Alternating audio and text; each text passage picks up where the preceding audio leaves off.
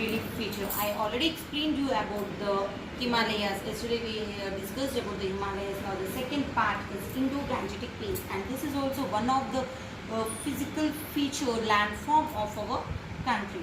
So here comes Indo-Gangetic Plains has Ganga, Indus and Brahmaputra. Means it covers the major rivers which are covers in this Indo-Gangetic Plains are river Indus, Ganga and Brahmaputra, and these three are also from the water flow of Himalayas, which are known as perennial rivers. I already said you what are perennial rivers. The rivers which flow throughout the year are said to be, which never dry up, are said to be perennial rivers. So here see, these Indo-Gangetic Plains are before, like around 200 years ago, it was just shallow land. Means it was just a land which is very deeply formed. Means only shallow. If we take in a hole, how it will be seen? The Indo-Gangetic Plains is also a shallow land. But what happened when these water flows are going on? It means by the flow of water of this Ganga, Indus and Brahmaputra, the alluvium found there and complete the shallow land has made it to like a plain land and fertile land which is very useful for the cultivation. So here the Indo-Gangetic Plain is also divided into three parts: the western part, the central part and the eastern part. Coming to the central part, the major rivers which are means which we can see in the western part is Indus. See, western part means where the complete India, the western area is covered is said to be western part. So mostly we can see the Indo-Gangetic Plains in the western part.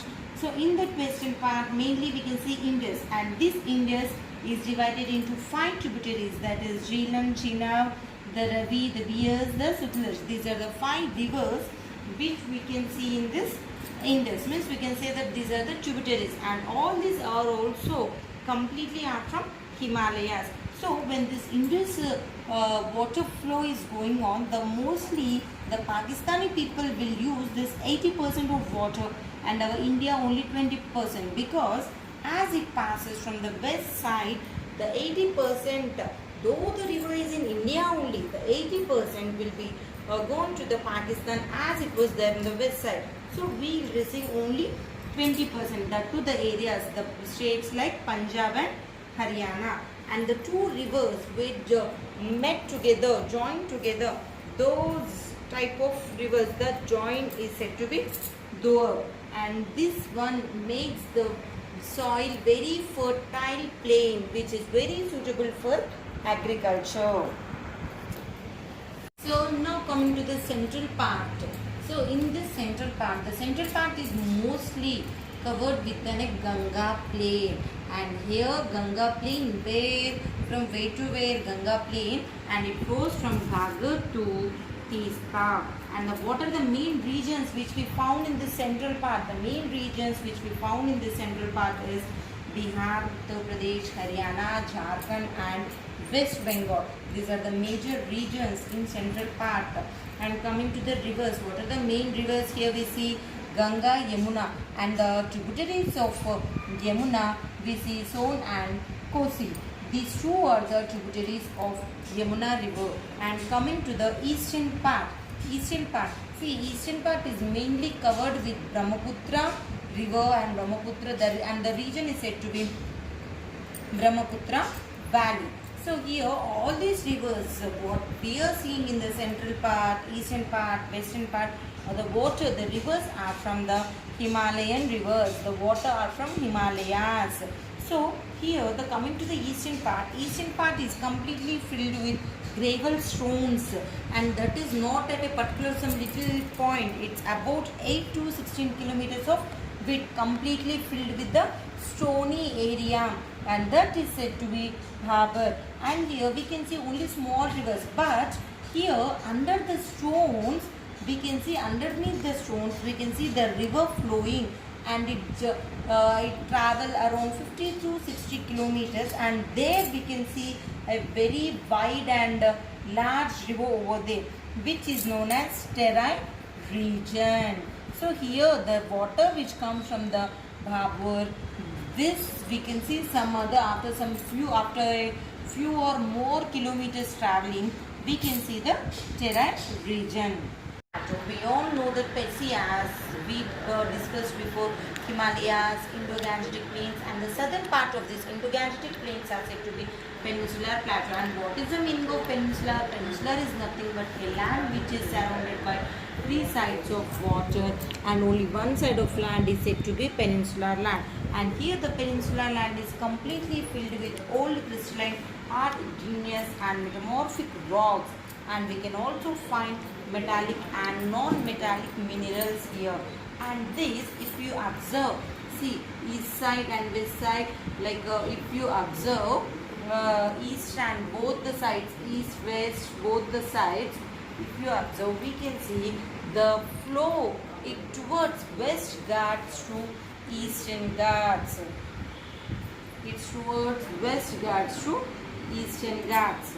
So the southernmost tip, so this is West Ghats, Eastern Ghats, and the south part where will be the southernmost tip is said to be, the southernmost tip is Kanyakumari. And coming again, this peninsular plateau is re-divided into two parts, that is Central Highlands and Deccan Plateau.